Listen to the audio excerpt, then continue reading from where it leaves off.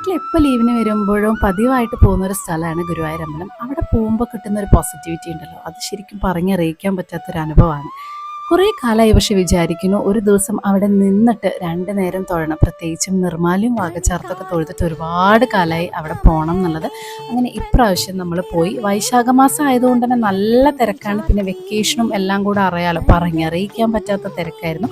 എന്നാലും നമ്മൾ പോയിട്ട് വ്യാഴാഴ്ച പോയി സുഖമായിട്ട് തൊഴുതു. എല്ലാം കഴിഞ്ഞ് രാത്രി 11 മണി വരെ അമ്പലത്തിൽ തന്നെ നിന്ന് ഷോപ്പിങ്ങും, അറിയാലോ അവിടുത്തെ മെയിൻ നമുക്ക് കുട്ടികളാകുമ്പോൾ ആ ഒരു ഷോപ്പിങ്ങും ആ ഒരു വൈബും 24 മണിക്കൂറുള്ള ഷോപ്സും മുല്ലപ്പൂവും എല്ലാം ഒരു പ്രത്യേകതരം വികാരമാണ് അല്ലേ.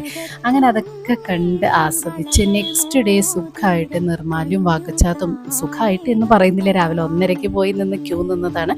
പക്ഷെ എന്നാലും നന്നായി നിർമ്മാല്യം വാകച്ചാർത്തൊക്കെ തൊഴുതു. ഗുരുവായൂരപ്പൻ്റെ അനുഗ്രഹമുണ്ട്.